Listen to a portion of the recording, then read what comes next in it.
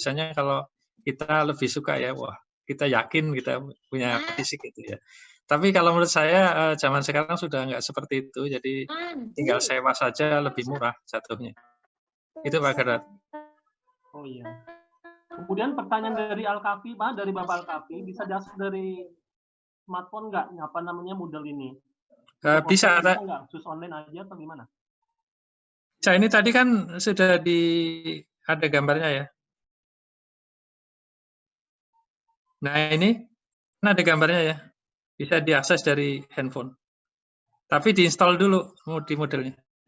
Oke ya. Terus Pak. Oke, berikutnya dari Pak Aris Supriyanto.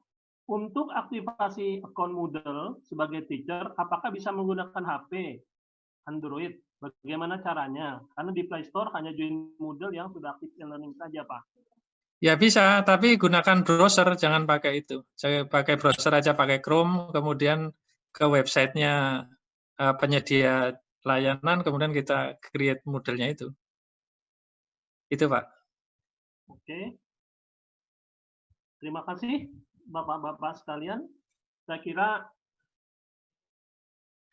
itulah pertanyaan-pertanyaan yang diajukan oleh para teman-teman dari guru dan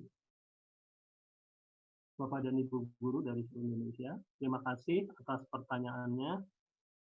Yang berikutnya pertanyaan-pertanyaan lain seperti dari Pak Denny, Bu Dian, Bu Aris, dan teman-teman yang lain barangkali hanya untuk minta materi dari paparannya Pak Agung tuh Pak. Ya, nanti kita berikan semua yang kita laksanakan pada siang hari ini ya, mulai dari awal sampai akhir. Kemudian yang terakhir ini Pak, mohon info spek minimal server dan bandwidth untuk tes secara serentak dengan jumlah siswa 1000 Pak. Ini dari Pak Samiyanto. Ya itu agak susah ya mengatakannya ya. Karena tergantung dari sistemnya mau dipasangnya seperti apa gitu. Jadi nanti mungkin bisa chatting-chatting di luar forum lah ya. Bapak Ibu sekalian, kita masih punya waktu 10 menit untuk tanya jawab dengan Pak Agung nih ya. Barangkali kalau masih ada pertanyaan ya silahkan di chat aja pertanyaan tersebut. Ini ada pertanyaan berikutnya nih Pak Agung dari Bu Herminingsih Pak. Ini ibu kita ini dari Palu nih Pak. Izin tanya Pak Agung. Yeah. Palu nih. Izin tanya nih Pak, kalau menggunakan APK yang di Play Store, data kita disimpan di mana ya Pak? Tetap ada di server ya. Ada di server ya. Itu kan dia hanya digunakan untuk mengakses saja, seperti apa namanya lainnya gitu. Kalau datanya ditaruh di handphone terlalu berat ya. Oke, begitu.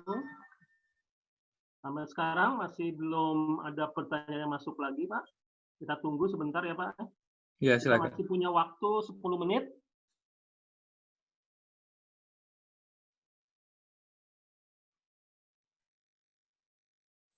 Ya, kalau ribuan itu terkaitnya dengan infrastruktur ya, bukan di modelnya.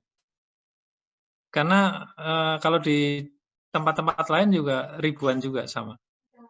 Jadi tergantung spek koneksi bandwidth dan berapa besar server untuk melakukan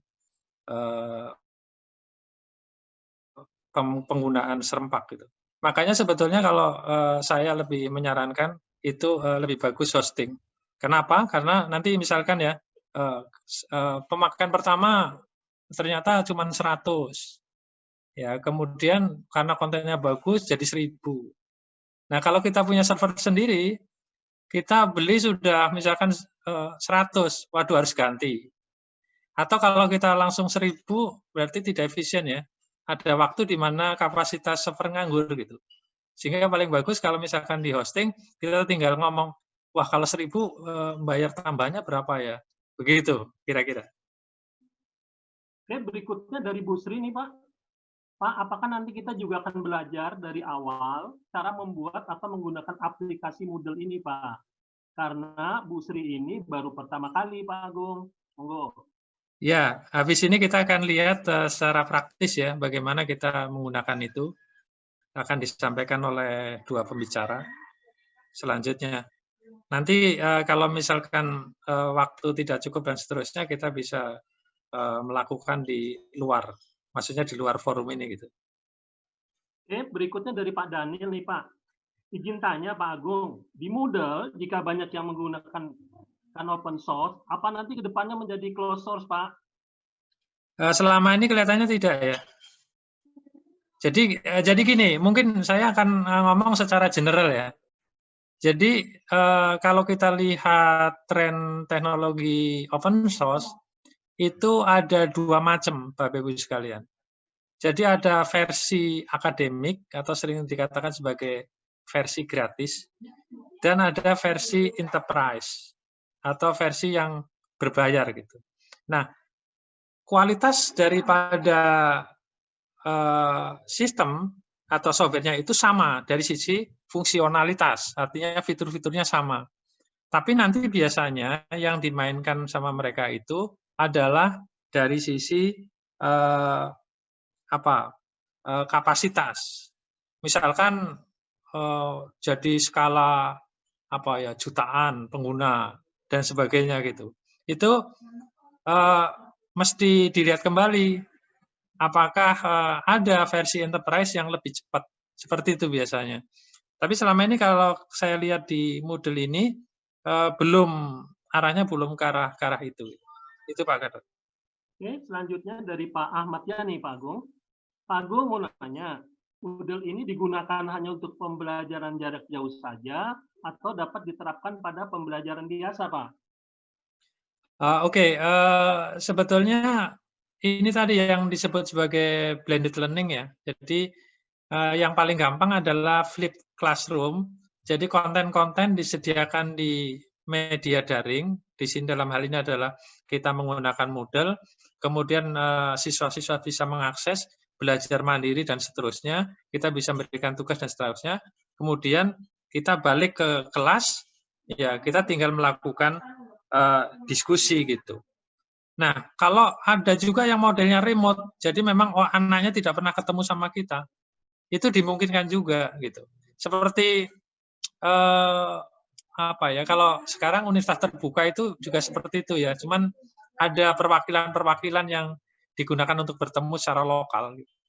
Jadi memang dimungkinkan misalkan gini, Bapak Ibu karena materinya bagus, favorit, terkenal, dari Papua ada yang remote ke kita, chatting atau kita mengerjakan kuis di kita dan seterusnya. Jadi bisa macam-macam model yang dikembangkan itu. Tapi kalau di kelas, di kampus juga bisa. Misalkan, di kampus, di sekolahan disediakan komputer di mana-mana atau di dalam satu ruangan, siswanya masuk ke ruangan itu, belajar secara mandiri di sekolahan juga bisa. Itu Pak Gatot. Berikutnya dari Pak Rifai, Pak Agung. Untuk penggunaan Moodle, apakah harus online atau bisa digunakan secara offline, Pak? Ya, sebetulnya manfaatnya kan manfaat online ya. Kalau offline kita tidak bisa mendapatkan manfaat lebih banyak begitu. Terus Pak? Oke. Ini belum ada lagi. Oke, kita nunggu Pak. Sambung tadi yang apa mungkin jadi close source ya? Itu tidak mungkin ya, karena basis open source itu tidak boleh di close. Itu dasarnya. Paling yang bisa dia lakukan adalah memberikan support berbayar. Kemudian memberikan fitur tambahan yang tidak ada di yang open source itu. Sehingga dia menjadi lebih unggul daripada open source-nya. Itu adalah kesempatan untuk berbisnis ya. Kira-kira seperti itu. Jadi Bapak Ibu juga bisa meniru gitu. Artinya menggunakan open source, kemudian mengembangkan plugin-plugin yang bermanfaat, kemudian kalau ada orang yang mau bisa bayar ke Bapak Ibu gitu. Kalau skalanya besar, harga Rp2.000, kalau pangsanya bisa 1 juta kan bisa berapa itu? Atau 1.000 lah, bisa dapat 2 juta gitu. Kira-kira itu. Oke, dari Budian ini Pak.